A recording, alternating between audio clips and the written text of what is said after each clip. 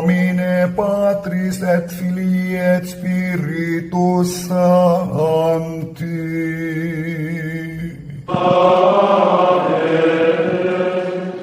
Dominus vobiscum.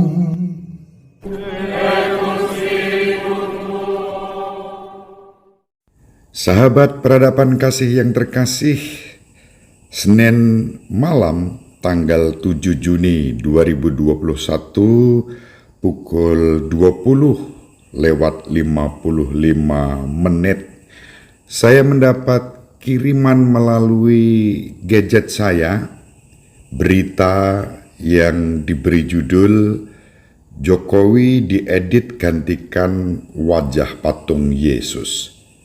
Netizen, ini menghina presiden dan Nasrani. Nah, apa reaksi dan pendapat saya tentang hal itu? Ini sahabat peradaban kasih yang terkasih, pendapat saya tentang hal itu. Untuk siapapun yang melakukannya, menurut saya editan itu dan mengunggahnya di medsos, kelakuannya tentu secara hukum tidak bisa dibenarkan, dan itu tanggung jawab aparat kepolisian dan aparat keamanan kita. Monggo silahkan dicari, tidak usah dimarahi tapi dikasihani. Tetapi menurut hukum ya diproses saja sesuai dengan hukum yang berlaku. Itu dalam konteks ketatanegaraan dan kebangsaan.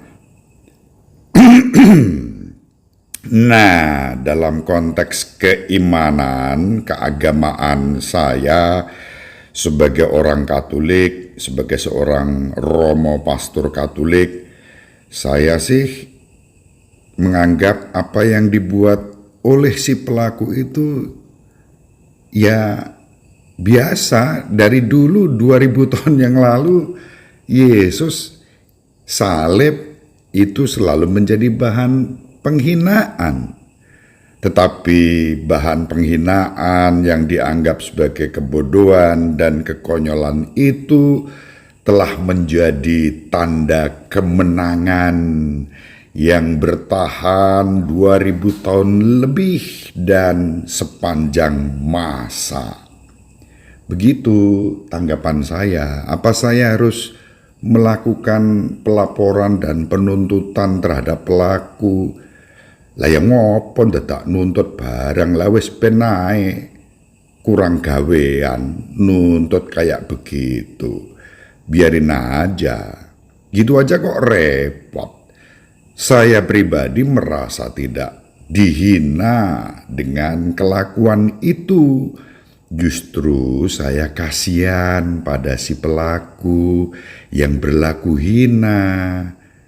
Gitu dalam perspektif Kristiani, meskipun juga berita-berita mengatakan apakah umat Nasrani akan menuntut. Pertama, nggak ada umat Nasrani, yang ada umat Gereja Kristen Katolik atau Gereja Kristen Protestan. Kristen Katolik itu ada Kristen Katolik Roma, ada Kristen Katolik Ortodok dengan berbagai denominasinya. Kristen Protestan ada yang juga berbagai denominasinya, begitu banyak keragamannya. Tidak ada agama Nasrani, itu tidak ada. Secara konstitusional pun di seluruh dunia nggak ada agama Nasrani itu nggak ada. Jadi salah kaprah. Berita-berita ini sesuatu yang menunjukkan intelektualitas tertentu.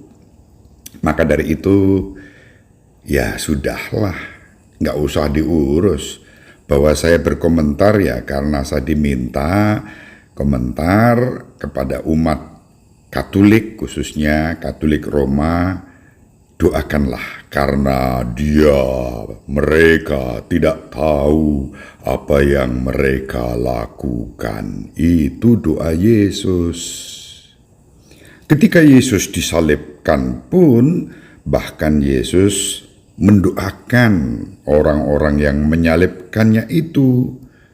Nah, ini baru Katolik, ini baru Kristen, apapun denominasinya, Katolik sejati. Nah, kalau ada umat Katolik misalnya yang kemudian melaporkan tindakan itu dan menuntut, apakah salah? Oh tidak, sesuai dengan hukum yang berlaku, sebagai warga negara yang baik boleh-boleh saja. Mau diproses, mau tidak, sumonggo, gitu prinsip saya. Yang penting mari kita hidup dalam perdamaian, dalam cinta kasih. Saya ya sebagai pastor Katolik tentu yang utama mengampuni. Mengampuni itu bukan sesuatu yang hina, meskipun mungkin dihina-hina. Nggak masalah. Tuhan memberkati, semoga pelakunya bertobat dan diampuni Tuhan. Tetap semangat, salam sehat, jangan lupa bahagia, membangun kerukunan dan persaudaraan di Negara Kesatuan Republik Indonesia berdasarkan Pancasila dan Undang-Undang Dasar 1945 dalam bingkai Bhinneka Tunggal Ika. Sahabat peradaban kasih yang terkasih, sampai jumpa pada episode berikutnya. Terima kasih atas kebersamaan kita.